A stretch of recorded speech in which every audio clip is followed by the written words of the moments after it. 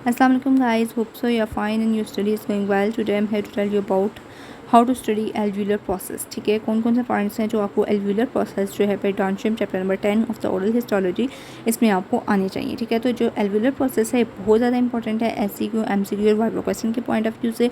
ठीक है, आप जो है डायरेक्ट क्वेश्चन नहीं आते तो मतलब कि पहले पूछा जाता था डायरेक्ट कि एक्सप्लेन करें alveolar process को या alveolar process की टाइप्स क्या हैं. ठीक है, तो इस तरह से क्वेश्चन आता था. अब उन्होंने पूछा हुआ है कि alveolar process जो है उसकी इम्पोर्टेंस क्या है या वो बंडल बोन से डिफ़र कैसे करता है.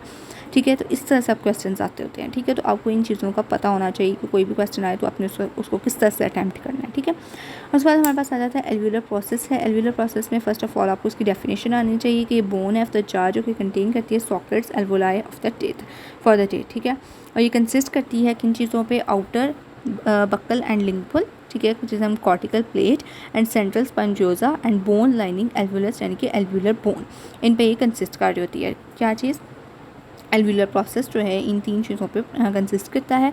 जो कॉर्टिकल प्लेट और एल्वुलर बोन है वो दोनों मीट करते हैं एट अ एल्वुलर क्रस्ट. ठीक है, एल्वुलर क्रस्ट पे जो है ये दोनों क्या करते हैं, मीट करते हैं. साथ साथ आपने इसकी डायग्राम देख लेनी है. ठीक है, कि एल्वुलर क्रस्ट जो है वो किधर है बना और ये किधर मीट कर रहे होते हैं. ठीक है, यहाँ पे.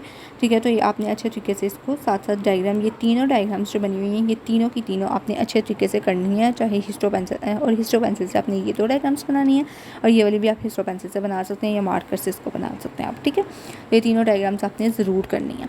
उसके बाद दैन हमारे पास आ जाता है एल्वुलर बोन जो कंप्राइज करता है इनर एंड आउटर कंपार्टमेंट्स पे. ठीक है, और इसमें जो है एक फोरामिना होता है जिसमें क्यूबरी फॉर्म प्लेट जिसे हम कहते हैं, जिसमें से नर्व्स और वेसल्स जो हैं वो पास कर रही होती हैं. ठीक है, आपने क्यूबरीफॉर्म प्लेट जो है इसकी हेडिंग दी और इसमें से बताया कि ये इनर आउटर कंपार्टमेंट्स होते हैं जिसमें फॉर्मिना होता है जिसमें से नर्व्स एंड वेसल्स पास कर रही होती हैं. अगर रेडियोग्राफिकली जब देखते हैं तो एल्वुलर बोन जो है वो रेफर्ड होती है एज ए लैमिनर जूरा क्योंकि ये इंक्रीज़ करती है रेडियो एक्टिविटी. ठीक है, ये पॉइंट आपने याद रखना है. उसके बाद उसके बाद आएगा कि बंडल बोन. ठीक है, आपने बंडल बोन की हेडिंग देती है. बंडल बोन की डेफिनेशन लिखनी है कि बोन जो डायरेक्टली लाइन करती है सॉकेट पे inner aspect of the alveolar bone specially bundle bone. ठीक है, इसमें जो है वो क्या जाते हैं, extrinsic collagen fibre bundles of the PDL आ जाते हैं. ठीक है, और मिनरलाइजेशन होती है ओनली एट देयर पेरिफेरी. उसके बाद आपने बताना है कि बंडल बोन जो प्रोवाइड करता है attachment for the पीडियल fibre bundles.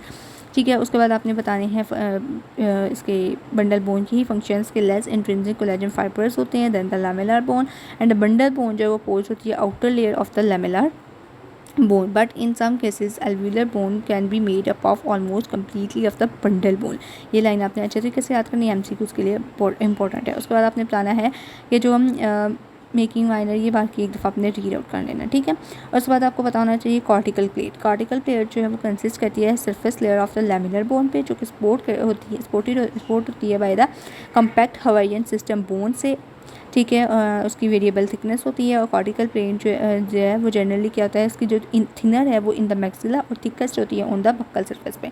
और डिफरेंस आपको आना चाहिए bundle bone and laminar bone में and difference between the alveolar process and the alveolar bone and the bundle bone. ठीक है, इन तीनों में आपको डिफरेंस आना चाहिए. ठीक है, जो हमारे पास लिए मैंने लैमिनर बोन लिखा हुआ है बुक पे इसकी डेफिनेशन नहीं है तो आपने ये लैमिनर बोन जो है वो याद रख लेना है कि ये मेच्योर बोन होती है just result from remodelling of the immature women bone और ये हाईली ऑर्गेनाइज्ड है. ठीक है, और एंजियोट्रोपिक इसकी प्रॉपर्टीज़ होती हैं. ठीक है, ये लाइंस आप भी नोट डाउन कर लें. ठीक है, तो ये डिफरेंस अब पूछा जाता है वाइवा में कि लैमिनर बोन एंड जो बंडल बोन है उसमें डिफरेंस क्या है. बंडल बोन की अपनी ये डेफिनेशन करनी है और लैमिनर बोन की अपनी ये वाला पढ़ लेना. ठीक है, उसके बाद देन हमारे पास आ जाता है हाँ, ये आपको मैं बताई थी कॉर्टिकल प्लेट जो है वो थिनर होती है मैक्सिला पे एंड थिकस्ट होती है on the buccal expect of the mandible pre molars and molars की. MCQ पूछा जाता है, ये अपनी अच्छे तरीके से याद करनी है, बहुत इंपॉर्टेंट लाइन है. ठीक है, कि थिकनेस इसकी की तरह और थिन की तरह. ठीक है, ये आपको चीज़ें पता होनी चाहिए. उसके बाद आगे आ जाता है ट्रेबिकुलर यानी कि स्पॉन्जी बोन जो है वो इसमें कहाँ पर होती है, तो वो in the central part of the alveolar process में होती है जो कि कंसिस्ट करती है लैमेलाई विद द हवाइयन सिस्टम. ठीक है, लास्ट में क्यूलाइज होते हैं. येलो मार्वो जो है वो रिच होता है in the adipose tissues cells में. और interorbital spaces sometimes also can be the white और हेमाटोपोइटिक मैरो. ठीक है, इसका ट्रेबिकुलर बोन जो है वो एब्सेंट होती है in the region of the interior teeth. ये भी पॉइंट आपने याद रखना है कि जो ट्रेबिकुलर बोन है वो एब्सेंट होती है in the origin of the interior teeth में. Cortical plate and alveolar bone दोनों जो है वो फ्यूज़ होती हैं एक दूसरे के साथ, और इम्पोर्टेंट पार्ट जो है इस कम्प्लेक्स का in term to support is the bundle bone. ठीक है, ये जो पॉइंट है ये आपने अच्छे तरीके से याद करना है, मोस्ट इंपॉर्टेंट है। इसके बाद इसकी जो ये डायग्राम बनी हुई है ये आपने अच्छे तरीके से याद करना है। ठीक है, इसलिए मैंने आपको ये सारा बताया क्योंकि बहुत ज़्यादा इंपॉर्टेंट है, बहुत दफ़ा पेपर में आता है, 3 नंबर कैसे क्यों आता है, तो ये आपने सारी का सारा इसी तरह से याद करना है जिस तरह से मैंने आपको बताया, और इसकी ये डायग्राम्स आपने करनी है। ठीक है, ये इसमें स्पॉन्जी बोन है, ट्रेबिकुलाइज है, ये भी ये डायग्राम आपने अच्छे तरीके से याद कर लेनी है। ठीक है, इंशाल्लाह नेक्स्ट वीडियो में मैं आपको फर्दर बताऊँगी। वीडियो अच्छी लगी है तो लाइक करें, सब्सक्राइब करें एंड शेयर करें। अल्लाह हाफिज़।